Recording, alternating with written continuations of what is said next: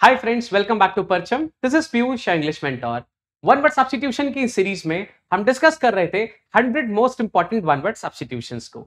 दो क्लासेस में हमने ऑलरेडी कई सारे वर्ड्स को सीखा है और उनके ऑप्शंस पे भी अच्छा खासा एनालिसिस किया है। तो आपको बहुत सारे वर्ड सीखने को मिल रहे होंगे, वो एंटोनिम्स और सिनोनिम्स में भी आपकी काफी हेल्प कर सकते हैं। सो उन वर्ड्स को जरूर नोट डाउन रखिएगा ताकि आगे जब आप प्रैक्टिस क्वेश्चंस करो तो वो वाले वर्ड्स आपको आगे हेल्प कर पाए।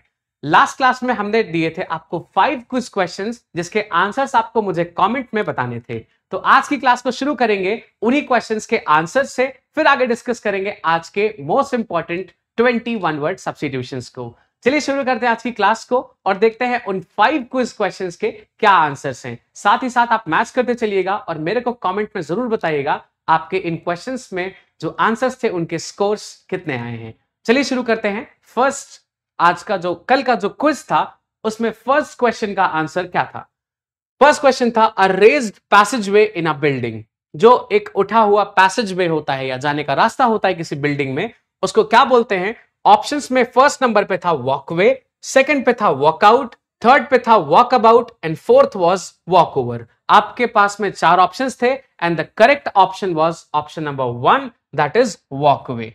ठीक है, सो करेक्ट आंसर था option number 1, that was walkway. Second question was a cure for all the diseases. ऐसी कोई चीज जो हर मर्ज का इलाज है उसको क्या बोलते हैं? ऑप्शन नंबर 1 था लैक्सेटिव, सेकंड था पेनाशिया, थर्ड था एंटीडोट एंड फोर्थ था पर्गेटिव। इसका करेक्ट आंसर था ऑप्शन नंबर 2, दैट इज पेनाशिया।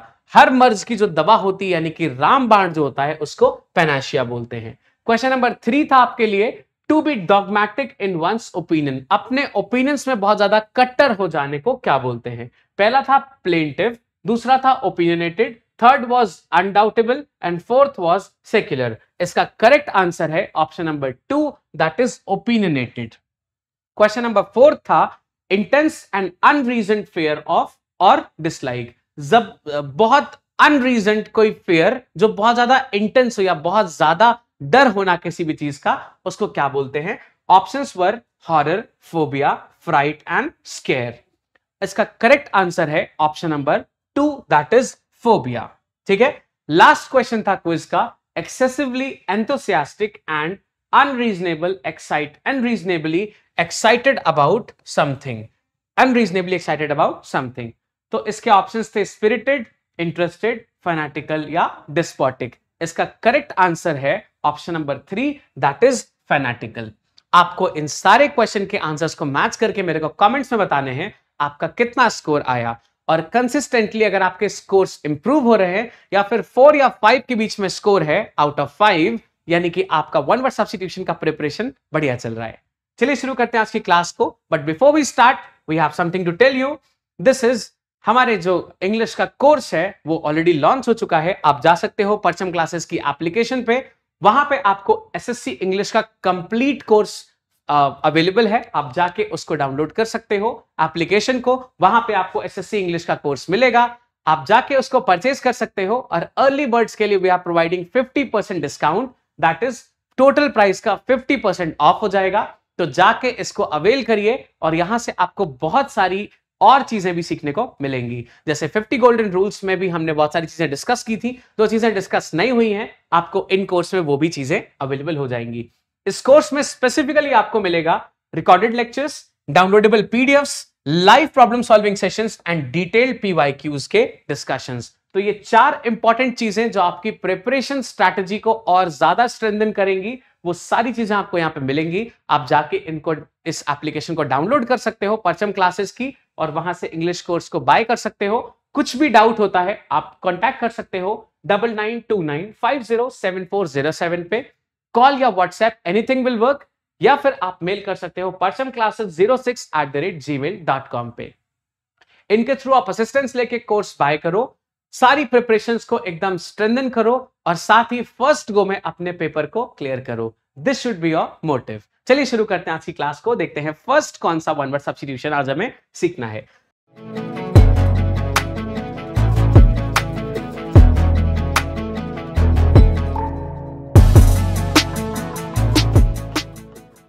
आज का नंबर 1 यानी कि 41 है one who is given to the pleasures of the flash.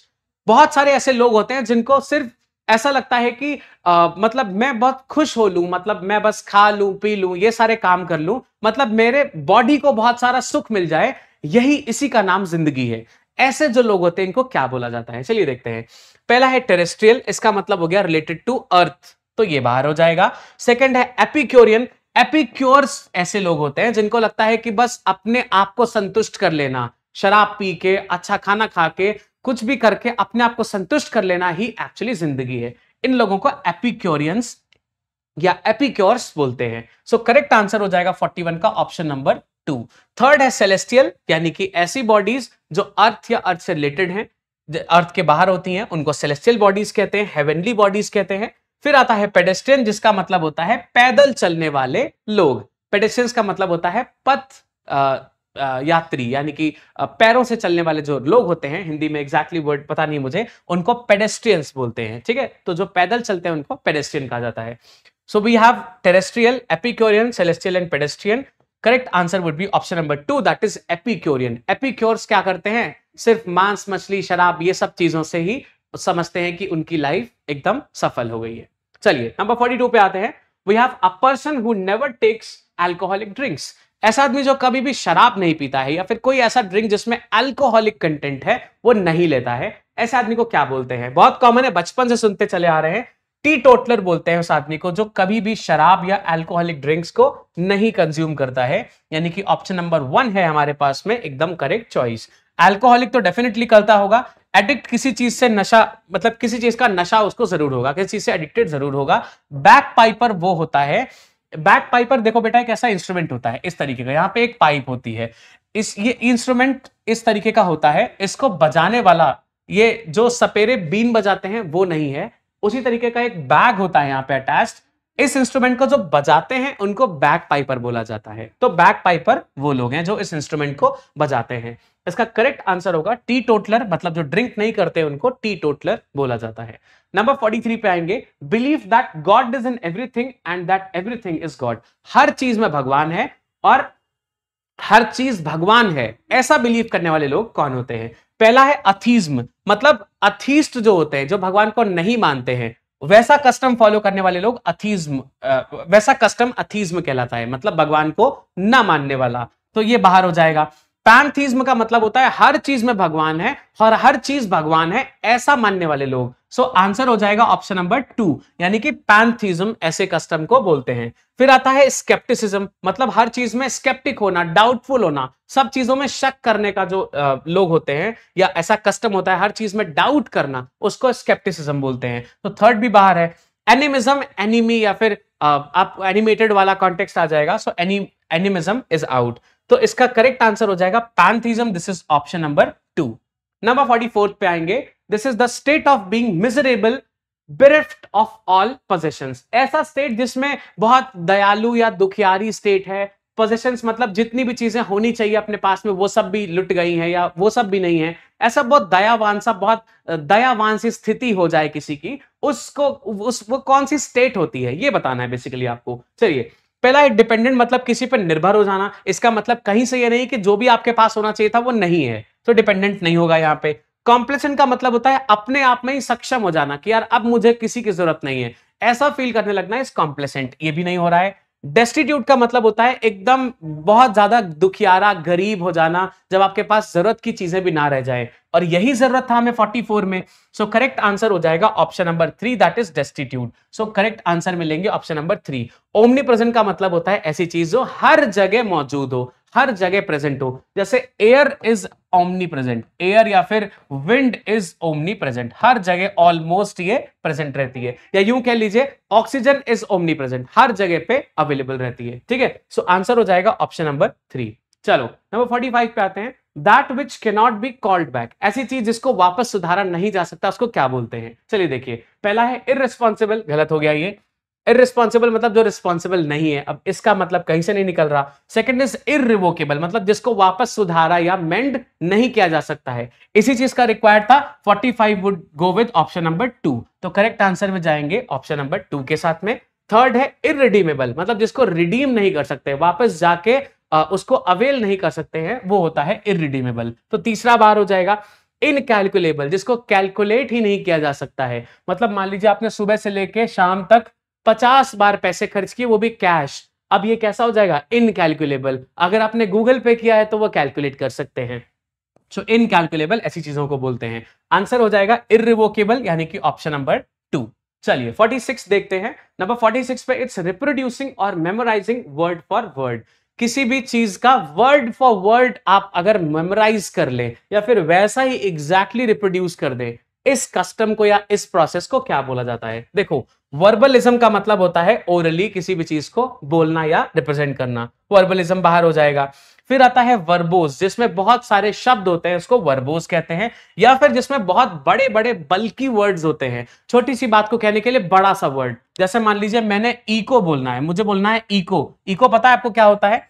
Eco का मतलब होता है गूंजना, है ना, इको होना आवाज का। अब मैंने इको ना यूज करके मैंने क्या कर दिया? मैंने इसका रिवर्बरेशन वर्ड यूज कर दिया। मैंने क्या किया? रिवर्बरेशंस वर्ड यूज कर दिया। तो मीनिंग तो सेम ही है, इको का मतलब ही रिवर्बरेशंस होता है। मतलब मैंने छोटा सा वर्ड ना यूज करके इसका एक भारी भरकम वर्ड यूज कर दिया, दैट इज रिवर्बरेशन। अब ये क्या हो गया? ये हो गया वर्बियाज, ये हो गया वर्बोज होना, सॉरी वर्बोज होना, ये हो गया छोटे से वर्ड के लिए बड़ा सा कोई भारी भरकम शब्द यूज कर देना।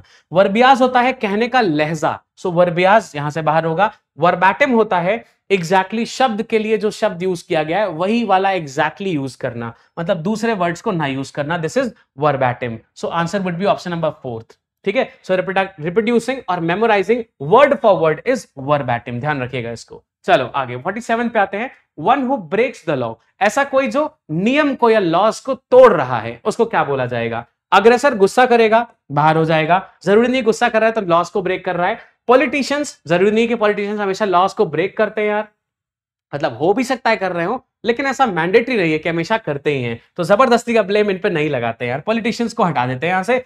ट्रांसग्रेसर होते हैं जो हमेशा नियम का उल्लंघन करते हैं, जो भी मना किया जाएगा वही काम वो करेंगे, इनको ट्रांसग्रेसर बोला जाता है। एंड पेडेस्ट्रियन, बेचारे पैदल चलने वाले जो राही हैं उनको पेडेस्ट्रियन कहते हैं। मेरे को एग्जैक्टली वर्ड आ गया, देखो, राही जो रास्ते में चल रहे हैं पैदल, उनको पेडेस्ट्रियन बोलते हैं। सो पेडेस्ट्रियन बाहर हो गया। ट्रांसग्रेसर का मतलब है जो उल्लंघन कर रहे हैं, उल्लंघन करना इज ट्रांसग्रेशन, एंड ट्रांसग्रेसर वो लोग होंगे जो उल्लंघन करने वाले हैं। So one who breaks the laws would be transgressor, इसीलिए करेक्ट आंसर होगा बेटा option number 3, that is transgressor. ठीक है, बात समझ आ रही है? चलिए साथ साथ में आंसर करते चलेंगे। 48 पे we have one who criticises popular beliefs which he thinks is mistaken और अनवाइज। ऐसा आदमी जो क्रिटिसाइज करता है पॉपुलर बिलीव्स को, जो उसको लगता है कि ये शायद इतना अच्छा नहीं है या इतना बढ़िया नहीं है, उसको वो क्रिटिसाइज करना शुरू कर देता है। ऐसे लोग कौन से होते हैं, है ना, जो क्रिटिसाइज करने लगे पॉपुलर बिलीव्स को, उनको क्या बोला जाता है? चलिए देखिए, पहला है इम्पोस्टर, दूसरा है फिलिस्टीन, फिर है कैनिबल, एंड चौथा है आइकोनोक्लास्ट। देखो ध्यान से समझो, आइकोनोक्लास्ट और इम्पोस्टर और फिलिस्टीन और कैनिबल्स में सबसे पहले हम कैनिबल को बाहर कर देंगे। कैनिबल वो होते हैं जो ह्यूमन फ्लैश को खाते हैं। फिर आता है इम्पोस्टर। इम्पोस्टर क्या करेगा? जैसे मान लीजिए इम्पोस्टर ए आदमी है, अब ये दिखाएगा कि वो ए नहीं है, वो एक्चुअली में बी है, मतलब ये प्रिटेंड करेगा कि वो कोई और है। ऐसा प्रिटेंड करने वाले लोग जो होते हैं वो इम्पोस्टर कहलाते हैं, तो ये बाहर हो जाएगा। फिलिस्टीन वो होते हैं जो हमेशा आर्ट या लिटरेरी वर्क जो होता है, जैसे मान लो किसी ने कोई कविता या पोएम लिखी है, अब जो फिलिस्टीन होगा वो हमेशा बोलेगा अरे बहुत बेकार है, मुझे पसंद नहीं आई। ऐसा कहने वाले लोग कौन होंगे? फिलिस्टीन। तो फिलिस्टीन यहां से बाहर हो जाएगा। क्या बचता है? आइकोनोक्लास्ट। आइकोनोक्लास्ट क्या करते हैं? आइकोनोक्लास्ट लोगों के मन में जो विचारधारा है उसको ब्रेक करने का काम करते हैं, जस्ट बिकॉज वो विचारधारा उनको नहीं पसंद है, तो आइकोनोक्लास्ट कहते हैं ऐसे लोगों को। इसलिए आंसर हो जाएगा ऑप्शन नंबर 4। तो अगर हमारा क्वेश्चन है one who criticises popular beliefs which he thinks is mistaken और अनवाइज, जो उसको लगता है कि शायद गलत है या फिर इसमें इतना सेंस नहीं है, उसको ब्रेक करने वाले या क्रिटिसाइज करने वाले, उसको उसके बारे में बुरा भला बोलेंगे, ऐसे लोग होते हैं आइकोनोक्लास्ट। ठीक है, चलो नंबर 49 पे आते हैं। An involuntary action under a stimulus is described as, मतलब एकदम से रैंडमली जब हम किसी चीज का आंसर दे देते हैं जो हमें लगता है कि यार दे देना चाहिए, यहाँ पे कुछ भी आंसर बोल देना चाहिए, और बहुत ज्यादा हम सोचते नहीं कि यार इसका इंपैक्ट क्या निकलेगा, उस एकदम रैंडम आंसर को हम क्या बोलते हैं? जो स्टिमुलाई के बेसिस पे मतलब फटाफट हम आंसर दे देते हैं, उसको क्या बोला जाता है? देखो पहला है कॉम्प्लेक्स, ये तो मुश्किल हो जाएगा, खत्म हो गया। इसको बोलते हैं बेटा रिफ्लेक्स होना। रिफ्लेक्स का मतलब है जैसी कंडीशन आई वैसा ही आंसर दे दिया। जैसे मान लीजिए आप नॉर्मल खड़े हो, आपके आईज के सामने कोई एकदम से मुक्का लाए तो आईज अपने आप क्लोज हो जाएंगी ना। तो जो आईज एकदम से क्लोज हो गई हैं वो नीड ऑफ द आर थी, मतलब अगर नहीं बंद होती तो शायद आईज पे लग जाता और वो प्रोटेक्टेड ना रह पाती। तो एकदम से जो एक्शंस होते हैं आउट ऑफ स्टिमुलस, इनको क्या बोला जाता है? रिफ्लेक्स एक्शन बोला जाता है। रिफ्लेक्शन नहीं, इट्स रिफ्लेक्स एक्शन। तो रिफ्लेक्स इसका करेक्ट आंसर हो जाएगा। रिफ्लेक्शन का मतलब तो होता है रिफ्लेक्ट हो जाना, जैसे ये सरफेस है राइट आई और यहां से रिफ्लेक्ट होकर चली गई तो 3 आउट है। रिस्पॉन्स का मतलब हो जाएगा रिप्लाई, उसमें टाइम लगता है और आप सोच समझ के देते हो, इसलिए रिस्पॉन्स यहां पे आंसर नहीं होगा। जो बिना सोचे समझे हो जाए इमीडिएटली, बस आपको लगे कि आप सेफ हो जाओगे उससे, उसको बोलते हैं रिफ्लेक्स। तो correct answer would be option number 2, confuse मत होइएगा। Next number question 50 is one who is a citizen not of a country but of the world. ऐसे लोग होते हैं जिनको लगता है पूरा दुनिया उनका ही देश है, ऐसे लोगों को कौन बोलते हैं? कौन सा वर्ड होता है ऐसे लोगों के लिए? पहला है बोहेमन। बोहेमन लोग एकदम अनकन्वेंशनल लाइफस्टाइल जीते हैं, मतलब कुछ भी कभी भी कर रहे होते हैं, इनको बोहेमन कहा जाता है, तो ये बाहर है। सेकंड है कॉस्मोपॉलिटन, जिनको लगता है पूरा दुनिया उन्हीं का शहर है, उन्हीं का देश है, वो लोग होते हैं cosmopolitan. So second would be the correct answer choice. Third होते हैं फिलांथ्रोपिस्ट, मतलब जो ह्यूमन से बहुत प्यार करते हैं, तो थर्ड भी बाहर है। फोर्थ है इंटरनेशनलिस्ट, अब ये ऐसा कोई एग्जैक्ट वर्ड नहीं है इसलिए इंटरनेशनलिस्ट को हम बाहर रखेंगे। एग्जैक्ट वर्ड होता है कॉस्मोपॉलिटन, जो पूरी दुनिया को अपना ही कंट्री समझता है, इसलिए सेकंड का ऑप्शन नंबर 2 हो जाएगा correct answer choice. I hope ये सारी चीजें क्लियर होती जा रही हैं। चलिए 51 पे आते हैं। To run away with a lover, जिससे आप प्यार करते हो उसके साथ भाग जाने को क्या कहते हैं? अब देखो ऐसा भी वर्ड है, अकेले भाग जाओ अलग वर्ड है, जिससे प्यार करते हो उसको लेके भाग जाओ, ये बढ़िया शब्द निकाला इन्होंने। तो जिससे प्यार करते हो उसको लेके भाग जाओ, कैसा वर्ड है चलिए देखते हैं। डिसीव का मतलब तो धोखा हो गया, अब तो भाग ही नहीं रहे, चलो पहला बार। चीट का मतलब भी धोखा हो गया, भाग ही नहीं रहे। एस्केप का मतलब है अकेले भाग जाना। इलोप का मतलब है जिससे प्यार कर रहे हो उसको लेके भाग जाना। रिक्वायरमेंट किसका है? प्यार करने वाले को लेके भागने का। सो थर्ड आउट हो जाएगा, फोर्थ हो जाएगा करेक्ट आंसर चॉइस। ध्यान रखिएगा ऐसा करना नहीं है, बस शब्द याद रखना है, जिससे कोई प्यार करे उसको लेके भागे तो क्या होता है? इलोप वर्ड हम यूज करते हैं। आप भी ऐसे एक दो लोगों को तो जानते ही होंगे जो प्यार करने वाले लोगों को लेके भागे होंगे। सो दे इलोप्ड, ELOPED।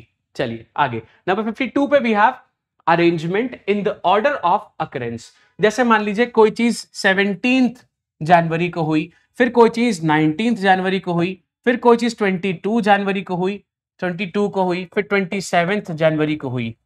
अब जैसे जैसे अकरेंस हुई है 1 2 3 4 इवेंट्स हुए, इसी के बेसिस पे किसी चीज को अरेंज करने को हम क्या बोलते हैं? तो एक स्पेसिफिक वर्ड है इसके लिए, इसको बोलते हैं क्रोनोलॉजिकल ऑर्डर। इसमें क्रोनो का मतलब होता है CHRONO का मतलब होता है बेटा टाइम। ध्यान रखिएगा क्रोनो का मतलब होता है टाइम, किसी भी वर्ड में क्रोनो आ जाएगा उसका मतलब होता है टाइम। फिर यहां पे टाइमली हो गया, गलत है। टाइमली का मतलब है समय के हिसाब से, मतलब एक ही होगा वो। जैसे मैंने बोला टाइमली इस काम को खत्म करो, मतलब टाइम के हिसाब से खत्म कर दो। अरेंजमेंट के लिए हम टाइमली नहीं यूज करते हैं, क्रोनोलॉजिकल यूज करते हैं। क्रोनिक का मतलब होता है बहुत पुराना, ठीक है, तो क्रोनिक बाहर है यहां से। टेम्पोरल का मतलब हो जाएगा टेम्पररी है, परमानेंट नहीं है, सो टेम्पोरल भी बाहर हो जाएगा। करेक्ट आंसर होगा option number 2, that is chronological. ध्यान रखिएगा। नंबर 53 पे आएंगे। This is occurring at night, ऐसा कोई चीज जो रात में हो रहा है उसको क्या बोलते हैं? देखो पहला है नाइटली, पॉसिबल है लेकिन एग्जैक्ट ये वर्ड नहीं है उसके लिए। सेकंड है नॉक्टर्न, ये होता है बेटा नाइट म्यूजिक। ध्यान रखिएगा नॉक्टर्न का मतलब होता है नाइट म्यूजिक, ऐसा म्यूजिक जो रात को ही बजता है उसको नॉक्टर्न बोलते हैं, बाहर हो गया। तीसरा है न्यूरोटिक, अब न्यूरॉन्स या नर्व से जो रिलेटेड होता है उसको न्यूरोटिक कहा जाता है। नॉक्टर्नल का मतलब होता है ऐसा कोई चीज जो रात को ही हो, जैसे मान लीजिए आउल जो होता है उसका जो विजिबिलिटी होता है that is nocturnal. So owl is a nocturnal animal या नॉक्टर्नल बर्ड कह सकते हो आप। तो नॉक्टर्नल का मतलब है अकरिंग एट नाइट, मतलब नाइट्स में जो चीजें एक्टिव होती है उनको नॉक्टर्नल बोलते हैं। ध्यान रखिएगा नॉक्टर्न इसलिए नहीं हो पाया जस्ट बिकॉज इसको नाइट म्यूजिक कह के जानते हैं। So if it is nocturne that's a night music, if it is nocturnal that is in that is related to night या रात से रिलेटेड होगा। चलो नंबर 54 पे आते हैं। Person who insists on adherence to formal rules और literary meanings, कोई ऐसा आदमी जो बोलता है कि नहीं बिल्कुल पर्टिकुलरली इसी रूल पे ही रहो, इस रूल से इधर उधर बिल्कुल डगमगाने की जरूरत नहीं है, इन लोगों को क्या कहते हैं? मतलब बहुत ज्यादा आप कह सकते हो डॉगमेटिक ख्यालों वाले होते हैं, जो बिल्कुल रूल्स रेगुलेशन से इधर उधर बर्दाश्त नहीं कर सकते, बिल्कुल चाहते हैं कि लोग इसी कस्टम इसी रूल के हिसाब से रहे, उनको क्या बोला जाता है? स्कॉलर तो चीजों के बारे में जानने की ज्यादा कोशिश में रहते हैं। पेडांट होते हैं ऐसे लोग जिनको पंडिताई वाले लोग भी बोला जाता है, इनको पेडांट्स बोला जाता है। ऐसे लोग जो हमेशा इंसिस्ट करें कि आप इन्हीं के बेसिस पे आगे बढ़ो या इन्हीं के बेसिस पे चलो, उनको पेडांट्स बोलते हैं। डेमागॉग होंगे जो लोगों को मिसलीड करने का काम करेंगे, इसलिए ये बाहर हो जाएगा। लिटरेट का मतलब होता है पढ़ा लिखा, तो ये भी बाहर हो जाएगा। कौन सा वर्ड बचता है? Option number 2, that is pedant. पंडिताई या पंडित भी इनको बोल सकते हैं। ऐसे लोग जो एकदम फिक्स रूल्स रेगुलेशंस पे चलने के लिए या स्टिक रहने के लिए लोगों को प्रेशराइज या प्रेरित करते हैं, इनको बोलते हैं पेडांट्स। ध्यान रहेगा। चलिए नंबर 55 पे आते हैं। Next is instrument to measure atmospheric pressure. Atmospheric pressure को मेजर करने का जो इंस्ट्रूमेंट होता है वो क्या होता है? देखो, ये इंस्ट्रूमेंट बड़ा सिंपल होता है। एक ऐसा बोल होता है, यहां पे एक लिक्विड भरा रहेगा और यहां लगा होता है थर्मामीटर। अब ये लिक्विड जितना राइज करेगा उतना ज्यादा एटमॉस्फेरिक प्रेशर होगा, क्योंकि इधर पड़ेगा जब प्रेशर तो ये लिक्विड राइज होता जाएगा। सिंपल, इतना सिंपल डायग्राम होता है। जो ये अपैरेटस है इसका डायग्राम इतना सिंपल होता है। इसको बोलते क्या है? बैरोमीटर बोलते हैं। देखो, मेट्रोनोम से क्या मेजर करते हैं? बीट मेजर करते हैं। जैसे मान लो आपको कोई इंस्ट्रूमेंट प्ले करना है तो 4-4 की बीट्स पे फिर गैप बनाने होते हैं। जैसे 1 2 3 4 गैप, 1 2 3 4 फिर गैप, फिर 1 2 3 4। ऐसे बीट्स को मेजर करने वाला जो इंस्ट्रूमेंट होता है, जैसे कोई गिटार बजाता हो या कोई भी इंस्ट्रूमेंट बजाता हो, तो मेट्रोनोम उसमें काम आता है। तो बीट्स को मेजर करने वाला जो इंस्ट्रूमेंट है वो मेट्रोनोम हो गया। स्फिग्मोमैनोमीटर क्या करता है? हमारी पल्स रेट्स को मेजर करके हमें बताता है ब्लड प्रेशर वगैरह। सो स्फिग्मोमैनोमीटर बाहर हो गया। फिर आता है पेडोमीटर। आपने देखा होगा आपके मोबाइल स्क्रीन पे लिख के आता है आपने 4000 कदम चले, आपने 2000 कदम चले। उस आपकी चाल को मेजर करने वाला जो डिवाइस होता है दैट इज पेडोमीटर, तो ये भी बाहर है। बैरोमीटर क्या होता है? ये एटमॉस्फेरिक प्रेशर को मेजर करता है, जिसमें बैरोस वर्ड यूज हुआ है, BAROS। बैरोस का मतलब होता है प्रेशर या फिर एटमॉस्फेयर। बैरोस का मतलब होता है प्रेशर या एटमॉस्फेयर। ठीक है, सो बैरोमीटर क्या करता है? एटमॉस्फेरिक प्रेशर को मेजर करता है। चलिए, सो आंसर हो जाएगा ऑप्शन नंबर 4। नेक्स्ट नंबर 56 पे, one who tends to take a hopeful view of life. ऐसा आदमी जो अपनी जिंदगी में कुछ भी हो रहा उसका होपफुल व्यू रखे, मतलब पॉजिटिव व्यू रखेगा। जिंदगी में कुछ भी होगा कि चलो ठीक है, सब कुछ अच्छा हो जाएगा, ऐसा होपफुल व्यू पॉइंट रखने वाले जो लोग होते हैं उनको क्या बोलते हैं? चलिए देखते हैं। मैग्नेट वो होंगे जो एकदम एलीट क्लास पे पहुंचे हुए होंगे। मतलब जैसे मान लो बिजनेस करने जाओ आप, तो आप देखोगे कि जो मुकेश अंबानी वगैरह हैं वो बिजनेस के क्या हैं? मैग्नेट हैं, तो ये बाहर हो जाएगा। क्रिएटर तो किसी चीज को क्रिएट करने वाला हो गया। पैसिफिस्ट हमेशा शांति का माहौल चाहता है, पैसिफिस्ट बाहर। ऑप्टिमिस्ट हमेशा चीजों की पॉजिटिव की तरफ देखता है। मान लो आपने कहा कि 4 लाख रुपए लगाए आपने अगर स्टॉक मार्केट में, तो ये हो सकता है कि 8 लाख बन जाए और ये हो सकता है कि 1 लाख बन जाए। तो जो ऑप्टिमिस्ट होगा वो बोलेगा 8 लाख बनेगा, जो पेसिमिस्ट होगा वो बोलेगा 1 लाख ही बनेगा, ये पक्का 1 लाख बनेगा। तो पॉजिटिव वाला सोचने वाले जो होते हैं वो ऑप्टिमिस्ट होते हैं, नेगेटिव वाला जो सोचते हैं वो पेसिमिस्ट होते हैं। यहां पे पूछ रहा है जो होपफुल हो चीजों के लिए, मतलब अच्छा सोचने वाला हो, उसको क्या बोलेंगे? So we will go with option number 4, that is optimist. ध्यान रखिएगा। So answer would be option number 4। Number 57 पे आते हैं। To renounce a high position और अथॉरिटी और कंट्रोल। किसी की बढ़िया एक पोजीशन हो, इसको छोड़ दे, इसको त्याग दे। अगर कोई इस कस्टम को या इस प्रोसेस को क्या बोलते हैं ये बताना है आपको। सो रिनाउंस का मतलब होता है त्याग देना। क्या चीज? एक हाई पोजीशन या अथॉरिटी और कंट्रोल। जब जैसे कोई किंग है, उसने अपनी पोजीशन को त्याग दिया, इस बात को क्या बोलते हैं? देखो, एब्डक्ट का मतलब होता है किडनैप करना। जो 18 ईयर्स से नीचे के लोग होते हैं वो किडनैप होते हैं। 18 ईयर्स से ऊपर के लोग जब किडनैप होते हैं तो उनको एब्डक्ट बोला जाता है, तो ये बाहर हो जाएगा। सेकंड है अबंडन का मतलब होता है कहीं भी छूटा हुआ, तो ये बाहर हो जाएगा। अबॉर्ट का मतलब होता है प्रोसेस खत्म, पूरे प्रोसेस के बीच में ही कहीं पे ब्रेक कर देना, पूरा प्रोसेस ना हो पाना, ब्रेक कर देना। जैसे अबॉर्शन होता है, सो बेबी पूरा नहीं डेवलप होता है, बीच में ही उसको स्टॉप कर देते हैं, सो दैट इज अबॉर्ट या अबॉर्शन, बाहर हो जाएगा। एब्डिकेट का मतलब होता है अपना जो थ्रोन है या पोजीशन है उसको बीच में ही छोड़ देना, उसको त्याग देना। So we'll go with option number 4, that is abdicate. Number 58 पे आएंगे। दिस इज एन ऑब्जेक्ट और portion serving as a sample. किसी भी चीज का जो छोटा सा सैंपल होता है उसको क्या बोलते हैं? मतलब कोई भी चीज को रिप्रेजेंट करने के लिए कोई एक सैंपल देते हैं, उसको क्या बोला जाता है? पहला है स्पेसिफिकेशन। स्पेसिफिकेशन का मतलब तो क्वालिटी हो गया। स्पेक्टर का मतलब होता है ऐसी कोई भी व्यू पॉइंट या देखने वाली चीज हो सकती है, स्पेक्टर इज आउट। स्पेक्टिकल का मतलब होता है नजारा, ध्यान रखिएगा, इंपॉर्टेंट है ये। स्पेक्टिकल का मतलब होता है नजारा, इसका मतलब चश्मा नहीं होता है। लेकिन अगर ये स्पेक्टिकल्स हो जाएगा, SPECTACLES, स्पेक्टिकल्स हो जाएगा तब ये चश्मा बनेगा। अगर ये स्पेक्टिकल है तो ये नजारा है। ध्यान रखिएगा, दो अलग अलग वर्ड्स हैं। स्पेक्टिकल मतलब नजारा, स्पेक्टिकल्स का मतलब चश्मा होता है। तो स्पेक्टिकल तो नजारा हो गया। फिर स्पेसिमेन का मतलब होता है एक ऐसा ही एग्जाम्पल की तरह एक कोई कॉपी दे देना, सैंपल दे देना। सो स्पेसिमेन हो जाएगा इसका correct choice, that is option number 4। चलिए 59th पे आते हैं। Feeling inside you which tells you what is right and what is wrong. आपके अंदर की जो अंतरात्मा होती है जो आपको बताती है कि यार ये सही हो रहा है या फिर ये गलत हो रहा है। जैसे आपको रास्ते में किसी का वॉलेट मिले और आप उस वॉलेट की हालत देख के समझ जाओ कि ये किसी बहुत रिच आदमी का नहीं है, मतलब वॉलेट की हालत बिल्कुल बेकार हो, बट उसके अंदर पैसे हो 10-15 हजार, तो आप अगर उसको निकालने का सोचोगे तो अंतरात्मा बोलेगी कि यार पर्स इतना अच्छा नहीं, शायद ये किसी रिच का नहीं है, so don't take the money, just return it. उस आदमी को रिटर्न कर दो इमीडिएटली। वैसे तो रिटर्न करने की बात हमेशा आएगी, बट अगर आपने ऐसी चीज एनालाइज की है तो जो अंतरात्मा आपको बोल रही कि वापस कर दो, उसको क्या बोलते हैं? This you have to tell. चलो देखते हैं। क्लेवरनेस तो चालाकी हो गया, ये बाहर है। Second is conscience. तो तीसरा है कॉन्शियसनेस। कॉन्शियसनेस आपको होश हवास में रहना, मतलब बेहोश रहना इज अदर, और इसका ऑपोजिट होता है कॉन्शियसनेस। बोलते हैं ना अनकॉन्शियस हो गया है, मतलब बेहोश हो गया है। कॉन्शियस मतलब होश में रहना, तो ये भी बाहर है। फियर का मतलब डर है, ये भी कहीं से सेंस नहीं दे रहा है। कंसाइंस का मतलब होता है आपकी अंतरात्मा जो आपको सही या गलत बताती है। सो answer would be option number 2, that is conscience. Number 60 पे आते हैं, last question for the day, उसके बाद करेंगे क्विज क्वेश्चंस की बारी। 60th, a post with little work but high salary. ऐसा पोस्ट जिसमें कम काम है लेकिन हाई सैलरी है, उसको क्या बोलते हैं? चलिए देखते हैं। पहला है डायरेक्टर, हो भी सकता है हाई सैलरी, नहीं भी हो सकता है, बाहर हो जाएगा। सेकंड है ट्रस्टी, इसका भी कोई मतलब नहीं है।